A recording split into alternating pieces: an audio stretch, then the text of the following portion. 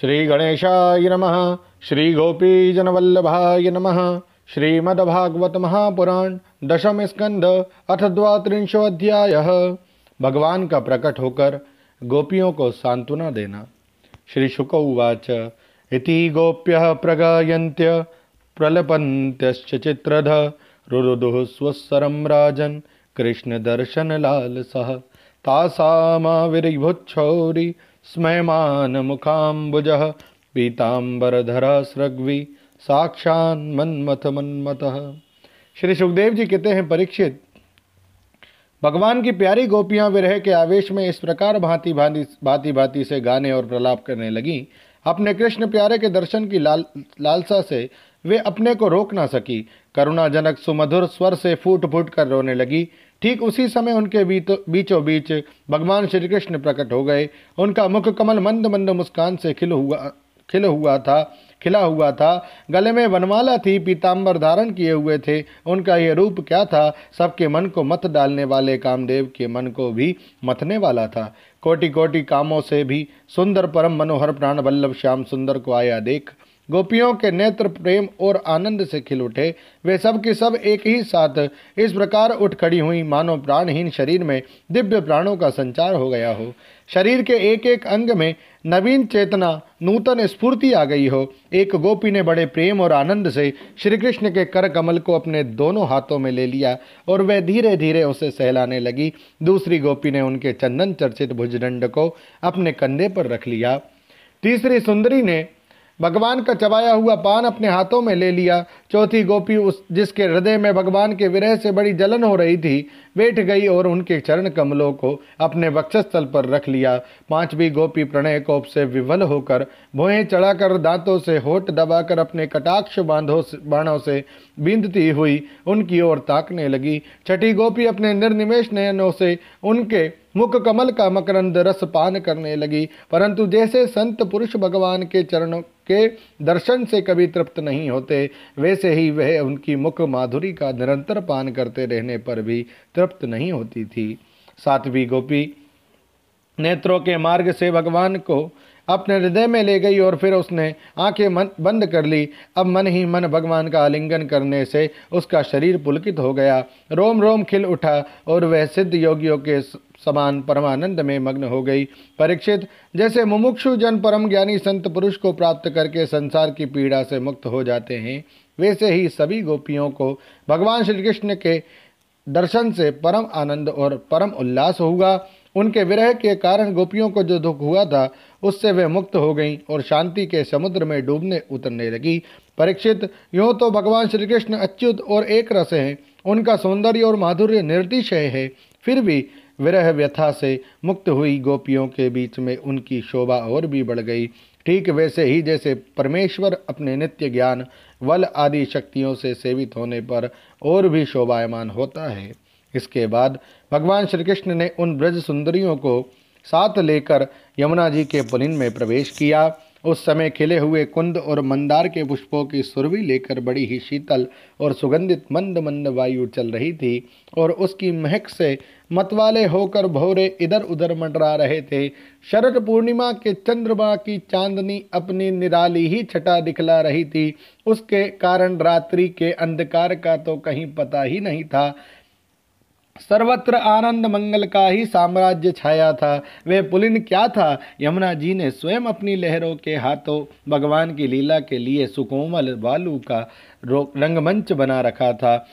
परीक्षित, भगवान श्री कृष्ण के दर्शन से गोपियों के हृदय में इतने आनंद और इतने रस का उल्लास हुआ कि उनके हृदय की सारी आदि व्याधि मिट गई। जैसे कर्मकांड की श्रुतियाँ उसका वर्णन करते करते अंत में ज्ञान कांड का प्रतिपादन करने लगती है और फिर वे समस्त मनोरथों से ऊपर उठ जाती है, कृत्य हो जाती है, वैसे ही गोपियां भी पूर्ण काम हो गई। अब उन्होंने अपने वक्षस्थल पर लगी हुई रोली केसर से चिन्हित ओढ़नी को अपने परम प्यारे सुहृद श्री कृष्ण के विराजने के लिए बिछा दिया।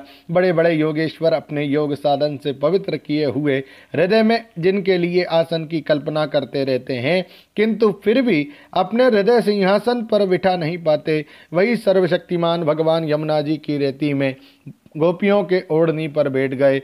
सहस्त्र सहस्त्र गोपियों के बीच में उनसे पूजित होकर भगवान बड़े ही शोभायमान हो रहे थे। परीक्षित, तीनों लोकों में, तीनों कालों में जितना भी सौंदर्य प्रकाशित होता है वह सब तो भगवान के बिंदु मात्र सौंदर्य का आभास भर है। वे उसके एकमात्र आश्रय हैं। भगवान श्री कृष्ण अपने इस अलौकिक सौंदर्य के द्वारा उनके प्रेम और आकांक्षा को और भी उबार रहे थे। गोपियों ने अपनी मंद मंद मुस्कान, विलासपूर्ण चितवन और तिरछी भौं से उनका सम्मान किया। किसी ने उनके चरण कमलों को अपनी गोद में रख लिया तो किसी ने उनके कर कमलों को।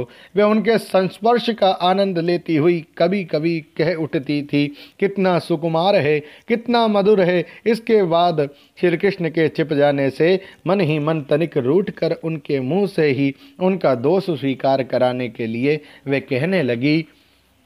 गोपियों ने कहा, भजतो नु भजन्त्येक एक एतद्विपर्ययम् नो भयांच भजन्त्येक एतन्नो ब्रूहि साधुवो। गोपियों ने कहा, नटनागर कुछ लोग तो ऐसे होते हैं जो प्रेम करने वालों से ही प्रेम करते हैं और कुछ लोग प्रेम ना करने वालों से भी प्रेम करते हैं, परंतु कोई कोई दोनों से ही प्रेम नहीं करते। प्यारे, इन तीनों में तुम्हें कौन सा अच्छा लगता है? तब भगवान श्री कृष्ण ने कहा, मेरी प्रिय सखियों, जो प्रेम करने पर प्रेम करते हैं उनका तो सारा उद्योग स्वार्थ को लेकर है, लेन देन मात्र है। ना तो उनमें सौहार्द है और ना तो धर्म। उनका प्रेम केवल स्वार्थ के लिए ही है, इसके अतिरिक्त उनका और कोई प्रयोजन नहीं है।